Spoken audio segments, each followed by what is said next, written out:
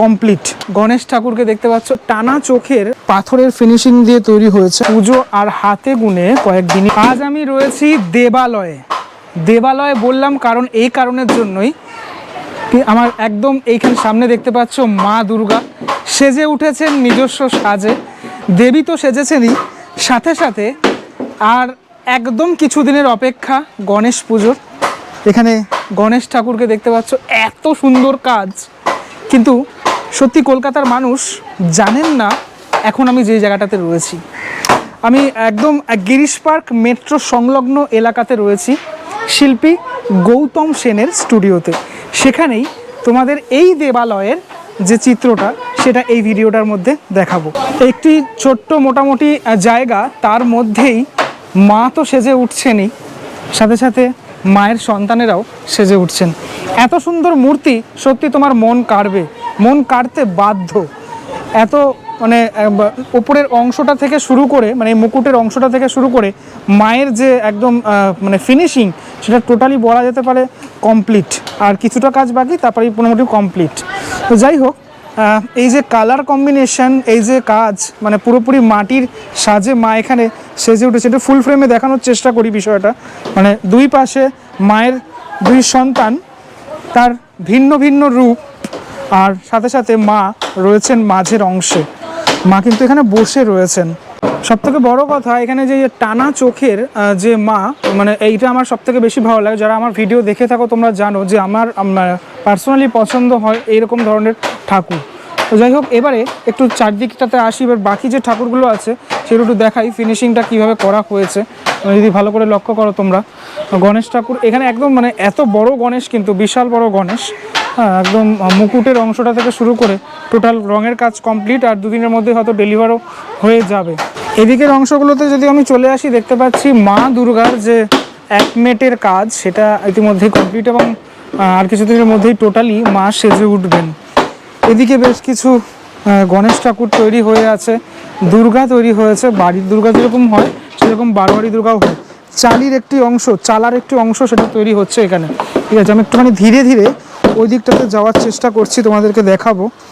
ঠিক এই যে স্টুডিও, সেই স্টুডিওতে কীভাবে মা সেজে উঠছেন। এখানে দেখতে পাচ্ছ একটা চালার মধ্যেই মা এবং তার সন্তানেরা একসাথে রয়েছেন। এই ভিডিওটাও তো এই পোর্শনটাতেও যেরকমটা রয়েছেন ঘোড়ারূপী সিংহ, এবং এই জায়গাটাতে দেখা যাচ্ছে সিংহের অরিজিনাল যে রূপ সেটাই দেখতে পাচ্ছি আমি। এরকম নতুন নতুন জায়গা তো আমি যখনই নিজে ডিসকভার করি তখন আমার ভালো লাগে, সাথে তোমাদের দেখাতেও ভালো লাগে। বাড়ির দুর্গাও এখানে হয় মোটামুটি। এইখানে আমি দেখতে পাচ্ছি নর্মাল মুখের একটি দুর্গা, যেখানে দাদার শিল্পীরা এখানে তৈরি করছেন। পুরো এক চালার মধ্যেই, একই জায়গার মধ্যেই সকলে রয়েছেন, এবং ঠিক তার সামনে মানে আমার পছন্দের একদম টানা চোখের মা। হ্যাঁ, কাজ চলছে ইতিমধ্যেই, শিল্পী সে কাজ করছেন। কিছুদিনের মধ্যেই রঙের কাজও শুরু হয়ে যাবে, যেহেতু একদম সেপ্টেম্বর পড়েই গেল। বলা যেতে পারে পুজো আর হাতে গুনে কয়েকদিনই বাকি। এই যে অবয়ব, এই অবয়বগুলো একটুখানি দেখানোর চেষ্টা করি। এখানে সিংহটা কীভাবে রয়েছে দেখো, তুমি ভালো করে দেখো তোমরা। ঠিক এই পোর্শনে রয়েছে। যখন ফিনিশিংটা হবে তখন আরও একবার দেখানোর চেষ্টা করবো এসে। এবং মায়ের সন্তানেরা এই সাইডের যে অংশগুলোতে, সেই সাইডের অংশগুলোতে রাখা রয়েছে সারিবদ্ধভাবে, এদিকে তৈরি হচ্ছেন। আমরা জানি বিশ্বকর্মা পুজো কিছুদিনের মধ্যেই, এখানে বিশ্বকর্মা ঠাকুরও তৈরি হচ্ছে। বিশ্বকর্মা ঠাকুর তৈরির পরে কিন্তু পুজোর ক্রেজটা আরও বেড়ে যায় বিশ্বকর্মা পুজোর পর। এই যে দুর্গাটা রেডি হচ্ছে, এটা বেশ মোটামুটি হাইটটা ওই 10 ফুট মতো হবে, হয়তো চালিয়ে নিয়ে আরও একটু বাড়বে। ওইদিকের অংশটাতে একদম শিল্পী নিজে যে মাটি লেপার যে কাজটা সেটা করছেন, একটু দেখাই। এইভাবেই প্রাথমিক পর্যায়ের কাজ করে তারপর কিন্তু ধীরে ধীরে মানে যে প্রসেস এগাতে থাকে, যে পদ্ধতি করেন তারা মূর্তি গড়েন, সেটা কিন্তু এগিয়ে থাকে। ওইদিকে কাঁচা মাটি রাখা রয়েছে, এনে রাখা রয়েছে। মায়ের 4 সন্তান এখানে আমি দেখতে পাচ্ছি, মা লক্ষ্মী, গণেশ, সরস্বতী এবং কার্তিক, 4 জনে এই অংশটাতে রয়েছে। এবং এরকম ছোট্ট ছোট্ট দুর্গাও এখানে পাওয়া যায়। একদম ছোট্ট দুর্গা দেখুন, এগুলো বাড়ির পুজোর জন্য একদম পারফেক্ট এই ধরনের যে দুর্গা ঠাকুরগুলো। ঠিক এই পাশের অংশটাতে আরও একটি মা দুর্গা রয়েছে। এখানে মাটির কাজটা কমপ্লিট, এখানেও তোমার রঙের কাজটা হবে। একটু অসুরকে সামনে থেকে দেখাই। এবং সিংহের যে ফিনিশিংটা আমি যে কোনো জায়গায় যাই যখন দেখাই মোটামুটি, হ্যাঁ, এই যে সিংহের ফিনিশিংটা এগুলো মোটামুটি হাতে সবটাই করা হয়, তো এগুলো সিংহের কাজটা ছাঁচে হয় না। এবার একটু চলে আসি এই জায়গাটাতে। শিল্পী দেখো তোমরা নিজে তৈরি করছেন, খড় বাঁধছেন, ঠিক আছে। আপাতত এখানে সিংহের কাজ করা হচ্ছে। এই ঘোড়ারূপী সিংহ আমরা বিভিন্ন জায়গায় দেখে থাকি। একটি মত অনুসারে এই মানে সিংহকে দেখতে পাওয়া যায় বিভিন্ন জায়গায়, এই পুজো মানে এই সিংহকে দেখা যায়। আবার এই সাইডটাতে আমি যদি দেখাই তোমাদের, গণেশ ঠাকুরগুলো তো রয়েছেই, রেডি হয়ে গেছে, যেহেতু একদম আগত গণেশ পুজো। এই যে গণেশ ঠাকুরটা, এটা পাথরের ফিনিশিং দিয়ে তৈরি হয়েছে। তুমি দেখে কোনোভাবে বুঝতে পারবে না, এতটা শাইন দিচ্ছে, হ্যাঁ, বিভিন্ন একদম ভিন্ন রকমের। এবং পিছনে দুইজন সখী রয়েছে আমি দেখতে পাচ্ছি। আর এখানে একটা ছোট্ট গণেশ রয়েছে, এই হচ্ছে ছোট্ট গণেশ। আরও রয়েছে গণেশ ঠাকুর এই সাইডে।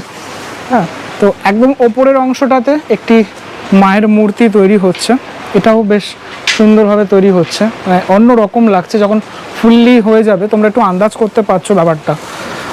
এই সাইডে যদি আমি ক্যামেরা ঘোরাই দেখাবো তোমাদের, এখানে আরও একটি প্রতিমা, সিংহ সামনের অংশটাতে, এবং লক্ষ্মী গণেশ কার্তিক সরস্বতীর যে স্থান সেটা মায়ের দুপাশে দুজন রয়েছে, মানে এই পাশে রয়েছেন গণেশ এবং কার্তিক। তো এই হচ্ছে টোটাল। পিছনের দিকেও আর একটা রয়েছে, যদি এখান থেকে যাওয়ার মতো জায়গা নেই। আর এই একটা জিনিস দেখাই তোমাদের, এটি কোনো একটি দুর্গার অংশ, যেটা দুর্গা ঠাকুরটা ওপরের অংশটাতে থাকবে, এবং আমি দেখতে পাচ্ছি সেটা হচ্ছে বাকিটা রেডি হয়ে গেছে, মানে গণেশ কার্তিক লক্ষ্মী সরস্বতী মুখের অংশ বসানো হয়নি। এবং এখানে যখন এটা বসবে তখন কিন্তু একদম আলাদা মাত্রা পাবে। আমি যখনই এরকম কোনো স্টুডিওতে আসি, যখন কোনো কুমোরপাড়ায় আসি, তখনই আমি দেখি স্ক্র্যাচেস পর্যায় থেকে, একদম প্রাথমিক পর্যায় থেকে, এরকম পর্যায় থেকে, মাটি লেপার থেকে শুরু করে একদম তৈরি হওয়া অবধি, ঠাকুর তৈরি হওয়া অবধি, একদম গণেশ ঠাকুরের সাথে একসাথে রয়েছি। এই পর্যায়গুলো দেখি তখনই আমার মনটা যেন ভালো হয়ে যায়। খারাপ পরিস্থিতি থাকলেও মন ভালো করা ভিডিও হয়তো এগুলোই। অনেকে কমেন্ট করো, তখন আমার খুব ভালো লাগে। চারপাশে বিভিন্ন খড় রয়েছে, এগুলো তো ধীরে ধীরে কাজে লেগেই যাবে। যদি প্রতিকূল পরিস্থিতি না তৈরি হয় তাহলেই ভালো। এবার একটুখানি ডিটেলে দেখানোর চেষ্টা করি। যেখান থেকে শুরু করেছিলাম মায়ের প্রতিমা, এই প্রতিমার মধ্যে কিন্তু আর কাউকে দেখতে পাচ্ছি না আমরা, মানে লক্ষ্মী গণেশ কার্তিক সরস্বতী থাকছে না, এবং অসুরও নই। মা এখানে আমাদেরকে একদম অন্যভাবে ধরা দিচ্ছেন, সেটা কিন্তু দেখতে পাওয়া যাচ্ছে। একদম এই যে সাজটা অন্য রকমের একটি সাজ, ঠিক আছে। এবং এটা টোটালটাই মাটির প্রতিমা, কোনোভাবে ভেবো না এটা ফাইবারের, পুরোপুরি মাটির কাজ। এই যে কলকাগুলো করা হয়েছে, সেই কলকাগুলোর কাজটাও কতটা স্পষ্ট এটা দেখলেই তোমরা বুঝতে পারবে। এই প্রতিমার মধ্যে দিয়ে সেটা কিন্তু সুস্পষ্টভাবে বোঝা যাচ্ছে। দাদারা ধীরে ধীরে মাটি নিয়ে গিয়ে তারপর ওই জায়গাটাতে জড়ো করছেন, আবার ওখানে যিনি শিল্পী রয়েছেন তিনি কিন্তু রেডি করছেন। এই যে এক একজনের এক এক রকমের কাজ, এটাই মাধ্যমেই আমরা বাঙালিরা, শুধুমাত্র বাঙালি কেন, সমস্ত ধর্মের সমস্ত জাতির মানুষেরা কলকাতার দুর্গাপুজো এত সুন্দরভাবে দেখে থাকি। তাই জন্য ওনাদের কাজের অবদানটাই কিন্তু মেনলি। তো যাই হোক, এখান থেকেই আজকের বিদায় নেব, এবং অবশ্যই যে ফ্রেম দিয়ে শুরু করেছিলাম সে ফ্রেম থেকেই আমি শেষ করব আজকের ভিডিওটা, মানে মায়ের সামনেই একদম দাঁড়িয়ে শেষ করব আজকের ভিডিওটা।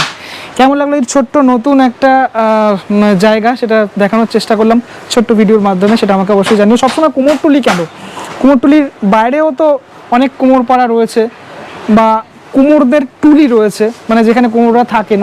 কুমোরটুলি মানে শুধুমাত্র শোভাবাজারের কুমোরটুলি নয়, অন্য কুমোরটুলি, অর্থাৎ কুমোরদের টুলি শব্দের অর্থ হচ্ছে থাকার জায়গা, এবং কুমোররা তো কাজ করছেনই, সেখানেও কেন আমরা ভিজিট করব না। ঠিক আছে, চলো পরবর্তী ব্লগে দেখা হচ্ছে।